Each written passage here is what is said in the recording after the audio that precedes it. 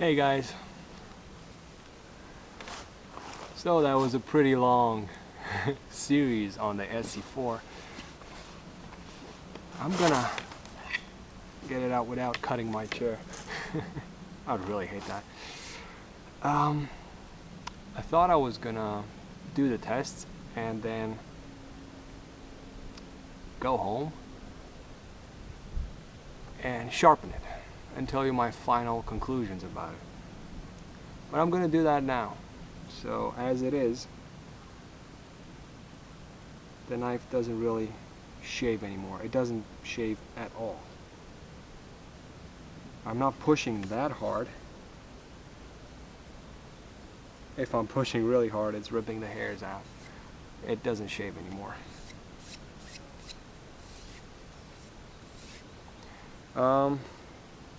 What I always have with me is the DC4, and in that pouch with the DC4 I put the honing rod, or the hone, that I have from Kylie.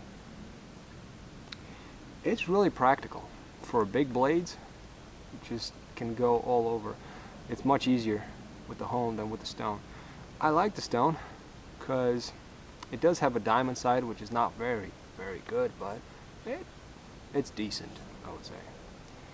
So you could do what you saw me do with my trapper, lay it down and go across the stone. But I'm going to try something different. I'm going to try with the hone.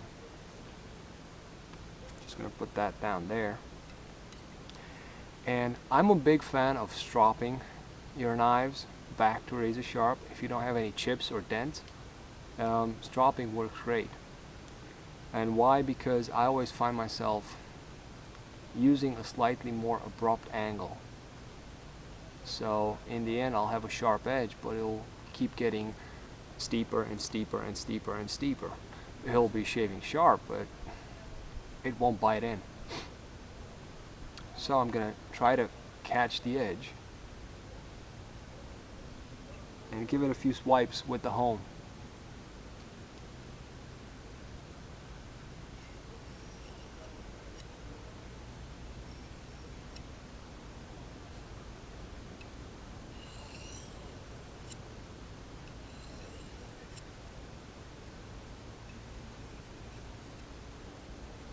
That was very light.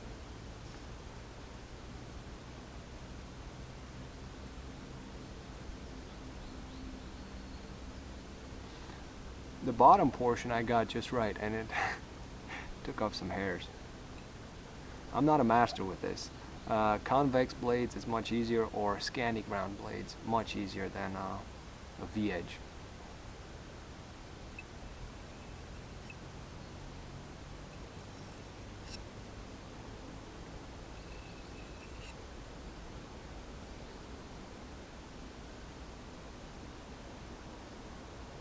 And I'm catching some hairs. So I guess it's just practice.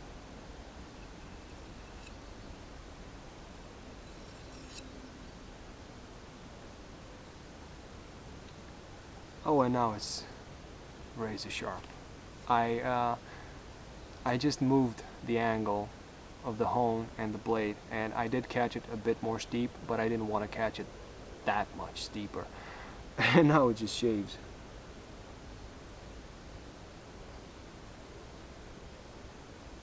Pretty nice. Okay. I'm pretty surprised by that.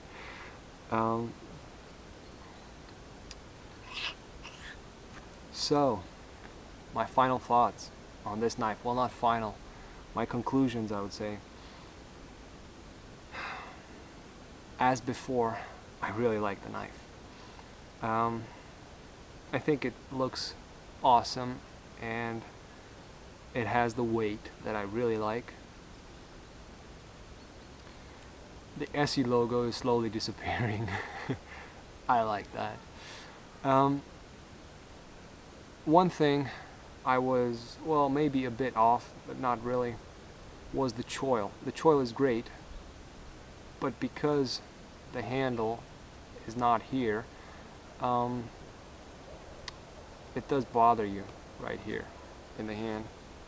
So if you have to do feather sticks or push cut into something really hard and press, the choil is not going to be a problem. The choil is great, but this part right here, it's gonna hurt your hand.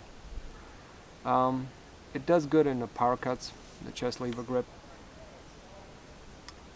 Handles great batoning. I could really use a lanyard while batoning, but I am super pleased. It did what I thought it would do. Biting into greenwood did what I thought it was going to do. Carving, shaving pieces of wood, dry wood, did what I thought it would do. Where it did more than I thought it would do was feather sticks. I honestly did not expect it to do so well. Maybe it's my technique, the way I carve them, but this one did really good. It came to me, the steeper edge, more natural than my trapper, which I'm much more used to. Like I said, I think that's just something very personal. But I do like hollow ground knives with hollow ground, full flat ground knives with a V-edge, with a good V-edge, and this is one of them. So, however long I thought it would take me to convex this, it's probably going to be even longer because I like it. After doing the feather sticks there, I was really surprised, and I imagined myself taking this knife much more out in the woods than I thought before. Handle still is thin, still is a thin handle, but it's grippy enough. It handles very well. What I did surprise myself doing over and over again was going with my index finger over the guard, which is not very comfortable. So either you go into choil or use a regular position, but holding it like this is not comfortable. With gloves you can bear it, but without, really digs into your fingers and not that comfortable. The squarish handle, like I said, some people have a problem with it. I don't have a problem with it. The only problem I have, it's too thin. But no, I'm super pleased with it. I am super pleased with it. I hope you liked my review of the knife, the initial impressions, the testing, and the conclusions. I consider it a great knife, and I love the way the coating wore down.